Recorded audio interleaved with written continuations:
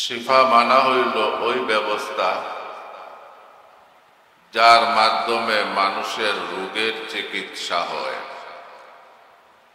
রোগ নিরাময় হয়। বোঝা গেল আমাদের মধ্যে রোগ আছে, শিফার দরকার। আল্লাহ রাব্বুল আলামিন এই কোরআন নাজিল করেছেন আমাদের হেদায়েতের জন্য, আমাদের শিফার জন্য, আরোগ্য লাভের জন্য। এই কোরআন কারীম আল্লাহ রাব্বুল আলামিন কুল মাখলুকাতের জন্য নাজিল করেছেন, সকলের জন্য নাজিল করেছেন। আমরা এই কোরআন কারীম বলা যায় কোনো ধরনের কষ্ট ছাড়া, কোনো ধরনের পরিশ্রম ছাড়া, কোনো ধরনের মেহনত এবং মুজাহাদা ছাড়া, শত্রুর সঙ্গে লড়াই এবং মোকাবেলা করা ছাড়াই ঘরে বসে পেয়েছি। তাই আমরা আল্লাহর এই কালামের যথাযথ কদর করি না। এইরকম একটা দিনই দরসগাহ যেখানে কোরআনে কারীমের তালিম দেওয়া হয়, বিশুদ্ধ কোরআনে কারীম পড়ানো হয় এবং কোরআনে কারীম মুখস্থ করানো হয়, যে ইলম হাসিল করলে, যে শিক্ষা গ্রহণ করলে এই কোরআনে কারীম বোঝা যায়, কোরআনে কারীমের উপর আমল করা যায়, কোরআনে কারীমের শিফা লাভ করা যায়, কোরআনে কারীম থেকে আপন আপন রোগের নিরাময় হাসিল করা যায়। এই কোরআনে কারীম এই দরসগায় শিক্ষা দেওয়া হচ্ছে।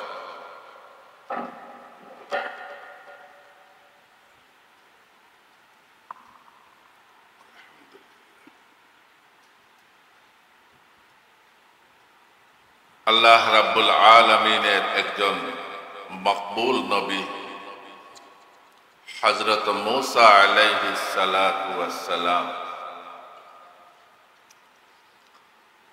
যার আলোচনা আমরা তেলাওয়াতে শুনলাম। আল্লাহ বলছেন আওহাইনা ইলা মূসা, আল্লাহ তাআলা মূসা আলাইহিস সালামকে ওহীর মাধ্যমে আদেশ করলেন যে আপনার হাতের লাঠিটা জমিনে ছেড়ে দিন। ফাইজা হিয়া তালকাফু মা সানাউ, এই লাঠি আল্লাহর আদেশে মূসা আলাইহিস সালাম যখন ছাড়লেন, তখন এই লাঠি একটি শক্তিশালী সাপে পরিণত হইল এবং হযরত মূসা আলাইহিস সালামের বিরুদ্ধে, আল্লাহর নবীর বিরুদ্ধে, সত্য ধর্মের বিরুদ্ধে ফেরাউনের দল যেসব ষড়যন্ত্র পাকিয়েছিল, জাদুমন্ত্রের মাধ্যমে যেসব সাপ বিচ্ছু তারা মাঠে ছেড়েছিল, তালকাফু মা সানাউ, মূসা আলাইহিস সালামের হাতের লাঠি সাপ হয়ে ওদের ষড়যন্ত্রের সব সরঞ্জামকে গিলে ফেলল।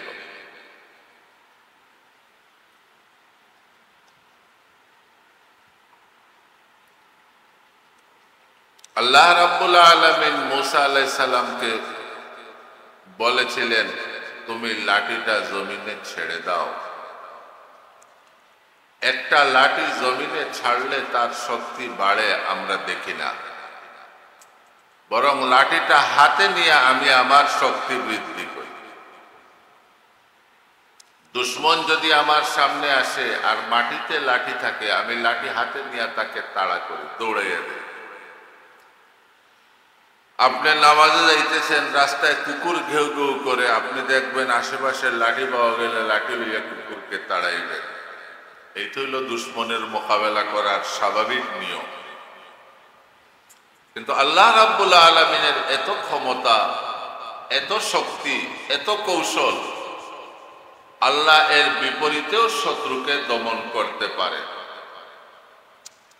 মনে করুন আপনার হাতে বন্দুক আছে, গুলি আছে, টিপা মারলে বন্দুক থেকে গুলি বের হবে, টিপ দিলে দুশ্মন দেখছেন, আপনি হাত থেকে বন্দুক ফেলে দিলে মোকাবেলা হইল না আত্মসমর্পণ?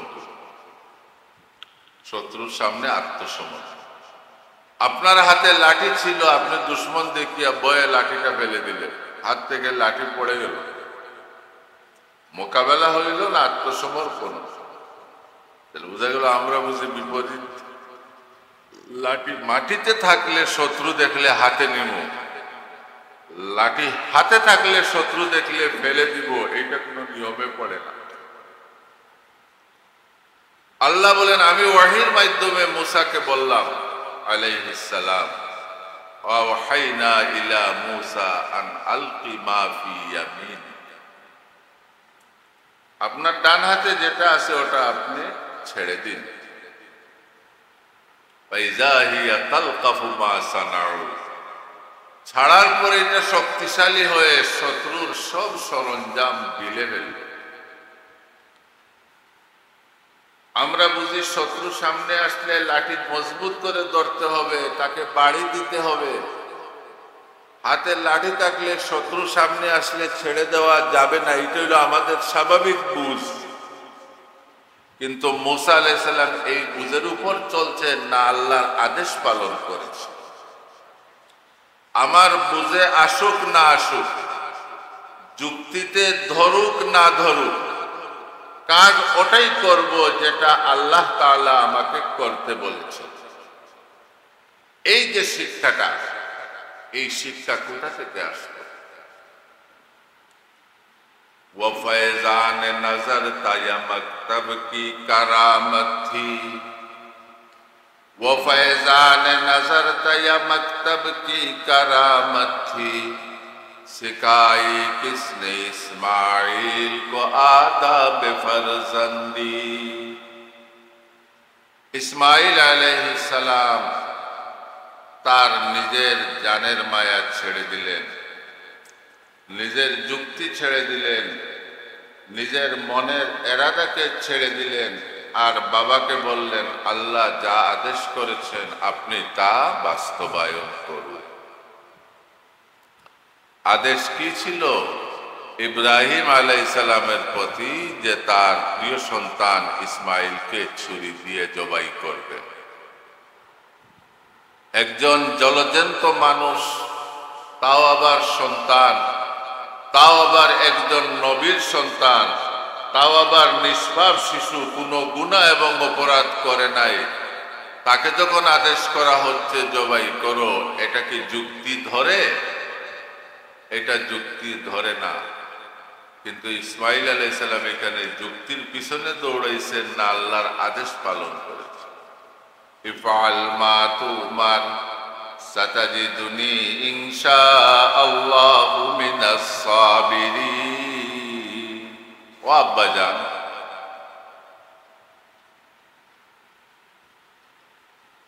আপনাকে যা করতে বলা হয়েছে আপনি করুন, কাজ করা আপনার দায়িত্ব, আর গলা পেতে আপনার কাজের পরিবেশ তৈরি করে দেওয়া এটা আমার কর্তব্য।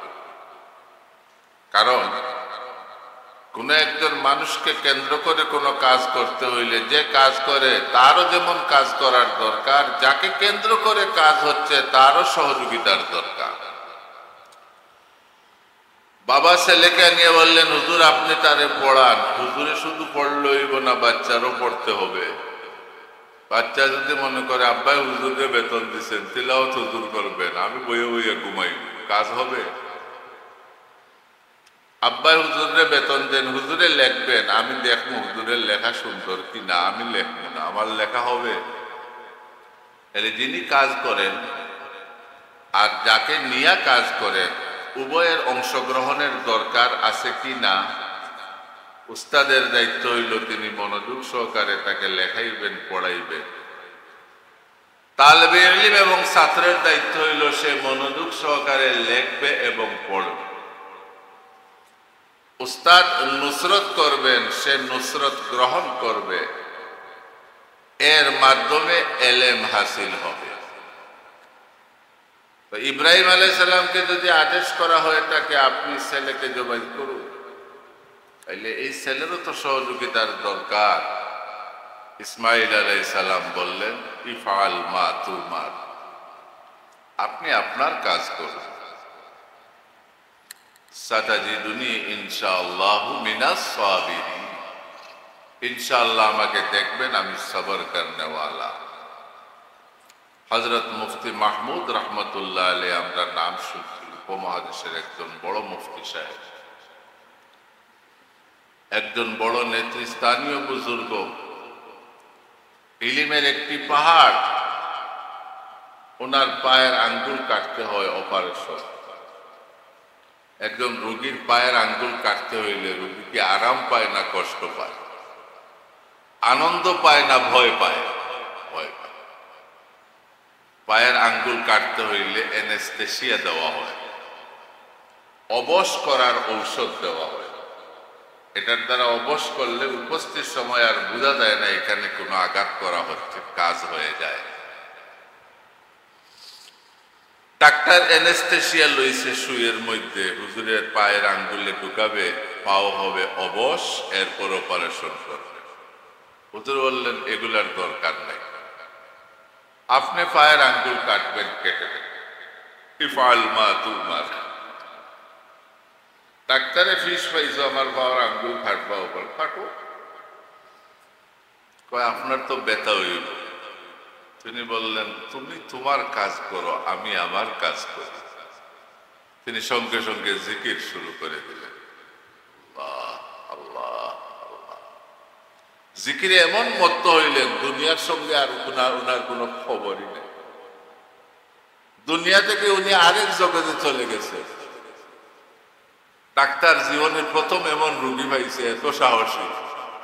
সে চোখ বন্ধ করিয়া জিকির করতেছে, আর ডাক্তার আরামসে পাও কাটতেছে, বলতেছেন শেষ হইলে আমাদের জানাইও। অ্যানেস্থেসিয়া নেন নাই, কারণ অ্যানেস্থেসিয়া দেওয়া হয়, অবশ করার মধ্যে যে ঔষধ দেওয়া হয়, এই ঔষধের মধ্যে অ্যালকোহল থাকে, এক ধরনের মাদক থাকে। যদিও ঔষধের কারণে মাদক গ্রহণ করার অনুমতি আছে, তবুও না হইলে ভালো হয়। বুঝছেন না বিষয়টা? তো তিনি চাইলেন না এই মাদক গ্রহণ করতে।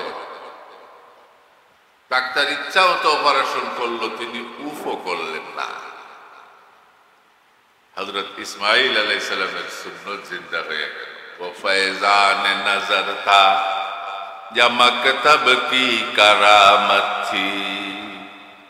কবি ইকবাল বলেন যে আল্লাহ ওয়ালাদের সোহবতের বরকত না কোনো প্রাতিষ্ঠানিক শিক্ষার কামিয়াবি, কৃতিত্বটা কার? প্রতিষ্ঠান মানুষকে এমন শিক্ষা দিতে পারে না যে আল্লাহর আদেশের সামনে সে উফও করবে না। এইটা আল্লাহ ওয়ালার সোহবত দ্বারা হাসিল হয়। ইসমাইল আলাইহিস সালাম সোহবত পাইছিলেন কার? ইব্রাহিম আলাইহিস সালামের মতো একজন খলিলুল্লাহ। ইসমাইল আলাইহিস সালাম সোহবত পাইছিলেন কার? হাজারার মতো উনার এক আম্মা জানের, যিনি আল্লাহ ওয়ালি ছিলেন। वो फैजान नजर था या मकतब की करामती, এটা কোনো আল্লাহওয়ালার কৃপা দৃষ্টি ছিল না, কোনো প্রতিষ্ঠানের কৃতিত্ব ছিল। সিখাই কিসনে ইসমাইল কো আদাব ফরজন্দি, যে ইসমাইলকে সন্তান সুলভ আচরণ করার এই তরিকাটা কে শিখাই? সন্তান সুলভ আচরণ কি? যে ইব্রাহিম আলাইহিস সালাম বাবা, তিনি বলতেছেন আমি এই কাজ করতে চাই, আমাকে আদেশ করা হয়েছে। এখানে ইসমাইল আলাইহিস সালাম এই কথা দেখলেন না যে আব্বা এই কাজ করলে আমার কষ্ট হবে, আব্বা এই কাজ করলে আমি মারা যাব, আব্বা এই কাজ করলে আমার রক্ত বের হবে, আব্বা এই কাজ করলে আমি ব্যথা পাবো, এগুলো তিনি দেখলেন না। তিনি বললেন আব্বা যখন বলছেন তাহলে এটা করতে দেওয়ার দরকার।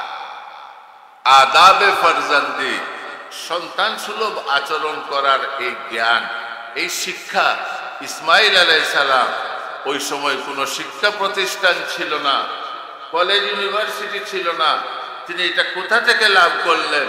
কবি ইকবাল বলেন এটা নেক মা এবং নেক বাবার সোহবত থেকে লাভ করেছে। वो फैजान नजर था या मकतब की करामत थी। এটা কি আল্লাহ ওয়ালার কৃপা দৃষ্টির বরকত ছিল না কোনো প্রতিষ্ঠানের কৃতিত্ব? সিকাই কিসনে ইসমাইল কো আদাব ফরজন্দি, ইসমাইলকে পুত্র সুলভ আচরণ করার এই জ্ঞানটা কে দিল? ছোট বাচ্চা জন্মগ্রহণ করার পর খিদা লাগলে কান্দে, মা মুখে দুধ তুলে দিলে কান্না বন্ধ হয়ে যায়। খিদা লাগলে কাঁদতে হবে, দুধ মুখে দেওয়ার সঙ্গে সঙ্গে কাঁদা বন্ধ হয়ে যাবে, আরামসে ঘুমিয়ে যাবে। এটা কি কোনো শিক্ষা প্রতিষ্ঠান আমাদের শিখাইছে? না আল্লাহ জন্মের সঙ্গে এই জ্ঞান আমাদেরকে দিয়েছে। আতা কুল্লা শাইইন খালকাহু সুম্মা হাদা। কোন বাচ্চারে আপনি বেদ দিয়ে মারতে চাইলে বলে ও আল্লাহ, ও আম্মা। এই যে ও আম্মা ডাকে, এই সময় আম্মা ডাকার কথা তার কে শিখে? তার ভিতরে আছে না যে আম্মা আমার সবচেয়ে কাছে? তাইলে যুক্তিতে আসুক আর না আসুক, বুঝে ধরুক আর না ধরুক, আল্লাহর আদেশ পালন করা এইটা হইল আল্লাহর সামনে নিজেকে সমর্পণ করা, যেটা আম্বিয়া কেরামের ঘটনা থেকে আমরা জানি। এই আয়াত এই তালবে ইলম তেলাওয়াত করলেন, তার প্রথম আয়াতটাই ছিল আল্লাহ ওয়াহির মাধ্যমে মুসা ইসলামকে বললেন তোমার হাতে, ডান হাতে যে লাঠিটা আছে ওটা জমিনে ফেলে দাও, আলকি মা ফি ইয়ামিন। শত্রুর সামনে এখন লাঠির দরকার, লাঠি দিয়ে তার তাড়ানোর দরকার, বলা হচ্ছে লাঠি ছেড়ে দাও, কঠিন আদেশ।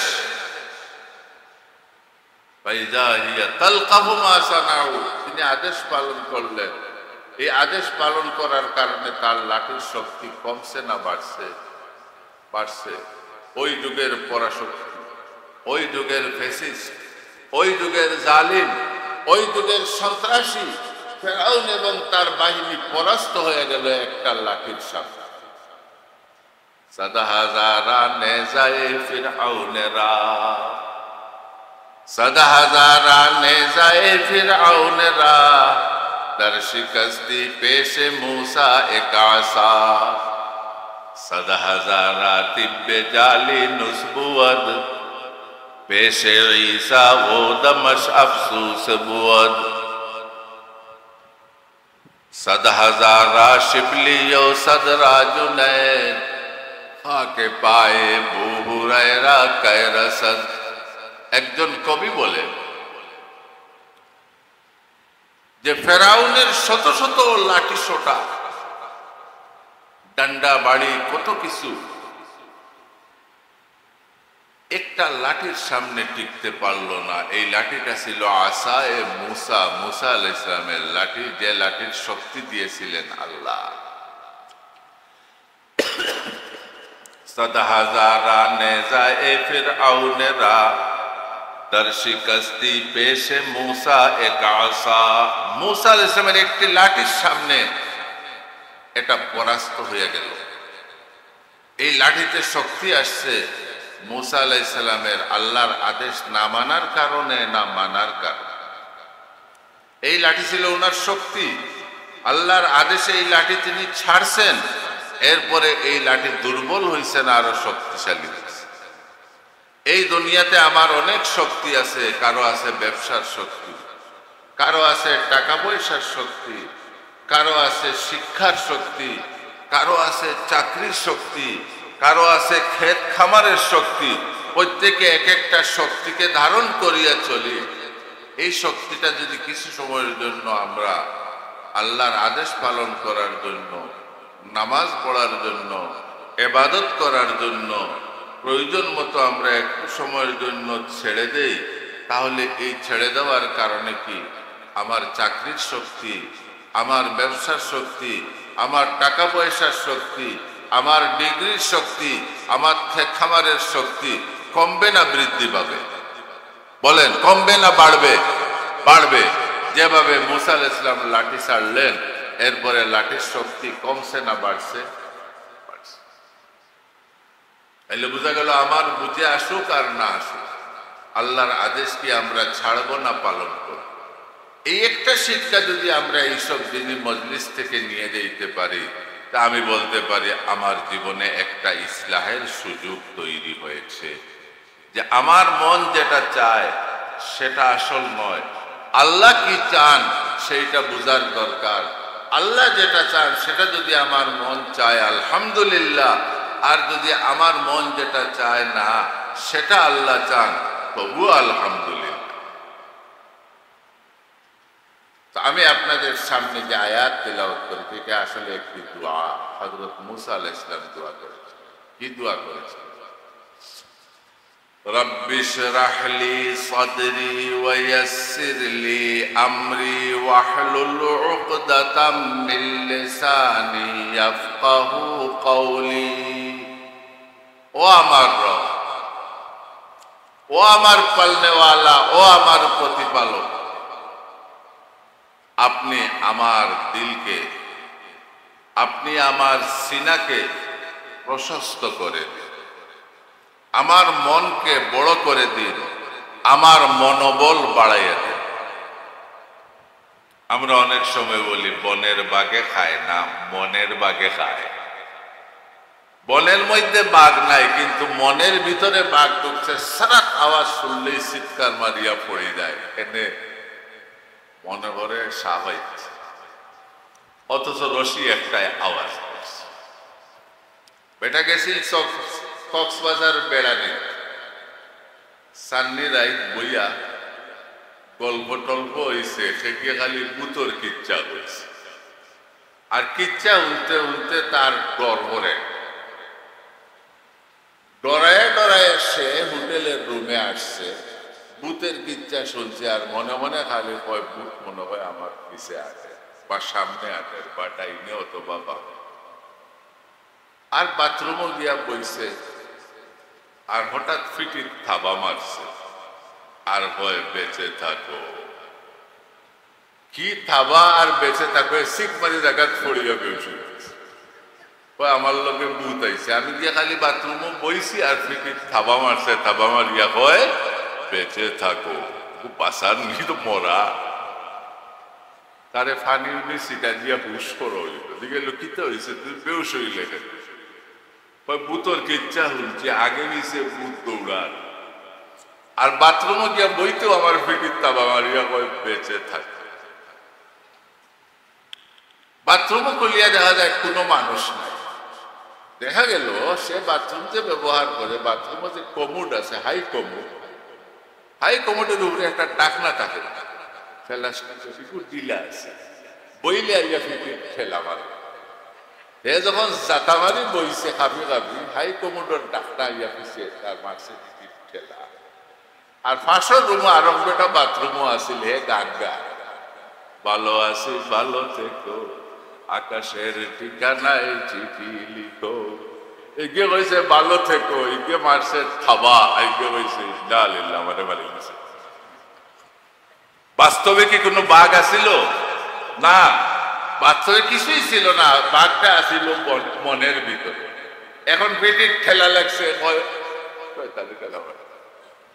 এগিয়ে কইছে ভালো থেকো, কইছে তাহলে কয় ভালো তার বলতে এগুলো কিছুই নাই। আমরা বলি বনের বাঘে খায়, মনের বাঘে খায়। কোনটা? বনবাঘ নাই, কিন্তু মনোবাঘ। মনের বাঘ রাখলে হইব না দূর করা লাগবে? মনের ভিতরে বাঘ থাকলে কাজ করা যাইব নি? না, আপনার ভিতরে যদি ভয় থাকে আপনার রাস্তা দিয়ে হাঁটতে পারবেন, খালি ট্রাকে চড়ি দিব আমার, সিএনজি আমার উপরে তুলে দিব, গাড়ি টুটলে আল্লাহ গাড়ির চাক্কা মনে হয় তুলে যায়, একটু বড় বড় দেখে চাক্কা লাগাতেছে, হাত দিয়ে গোসায়। মনোবাগ থাকতো না, সাহস বাড়তো। কিভাবে বাড়তো? মুসা ইসলাম বলেন রব্বি শরহ লি সাদরি, ও আল্লাহ আমার মনোবলটাকে বাড়াইয়া দাও, মনের সাহস বাড়াইয়া। মনে যদি সাহসটাকে এই বাইচান্সে বাড়িয়ে কত জালিম হলো এই দেশটাকে বিদায় করছে, আর্মি লাগছে না, বোমা লাগছে না, কিছু লাগছে না, খালি বলছে বা পালাবো না, পালাবে। আল্লাহ যখন মনের সাহস বাড়াইতে, मुझको बेदिल कर दे ऐसा कौन है, मुझको बेदिल कर दे ऐसा कौन है, याद मुझको व अंतुमुल आलौन है। मुफ्ती शफी रहमतुल्लाह अलैहि मालूमुल कुराने কবিতাটা আছে, যে কবি বলতেছেন যে আল্লাহ বলতেন ওয়া আনতুমুল আলাউন, তুমি হইলে সবার উপর বিজয়ী। আল্লাহ আমাদের কি বলতেছেন, আমরা পরাজিত না বিজয়ী? তো তিনি বলেন এই আয়াত যখন আমি শুনছি আমি কি আর কাউকে ভয় পাবো? মুঝকো বেদিল কর দে ऐसा कौन है, याद मुझको व अंतुमुल आलौन है। व अंतुमुल आलौन যখন আমার স্মরণে আছে, কেউ আমাকে বেদিল করতে পারবে না, কেউ আমার সাহসকে নষ্ট করতে পারবে। আমার এই মন কে দিয়েছে? আল্লাহ। এই মনে সাহস দিবেন কে? আল্লাহ। তো মুসা ইসলাম দোয়া করলেন রব্বিশ রাহলি সাদরি, আল্লাহ আমার সিনাকে প্রশস্ত করে দাও, আমার মনোবল বাড়াইয়া দাও। কারণ ফেরাউনের মতো একটা সন্ত্রাসীর সামনে গিয়ে আমি যখন দাঁড়াইব, তার আশেপাশে তার বডিগার্ড থাকবে, সশস্ত্র লোক থাকবে, তারা জীবিত মানুষকে টুকরা টুকরা করতে মোটেই পরোয়া করে না। এইরকম একটা সন্ত্রাসী, এইরকম একটা গুন্ডা এই রক্তের সামনে দাঁড়াইতে হইলে যে সাহসের দরকার, আল্লাহ আপনি বলছেন আমি তার কাছে গিয়ে দিনের দাওয়াত দিব। দাওয়াত তো আমি অবশ্যই দিব, কিন্তু এই দাওয়াত দিতে গিয়ে তার সামনে দাঁড়ানোর জন্য যে মনোবল এবং যে সাহস দরকার, আল্লাহ তুমি রাখো। তাহলে কাজ আমরা করব, কিন্তু সাহায্য কার কাছে চাইব? আস-সা'য়ু মিন্না ওয়াল ইতমামু মিনাল্লাহ। আমার কাজ চেষ্টা করা এবং পূর্ণতা দিবেন আল্লাহ রাব্বুল আলামিন। আমাদের হযরত তশরিফ আনছেন, ইনশাআল্লাহ আমরা সবাই মনোযোগ সহকারে আলোচনা শুনব। ওয়া আখিরু দাওয়ানা আলহামদুলিল্লাহি রাব্বিল আলামিন।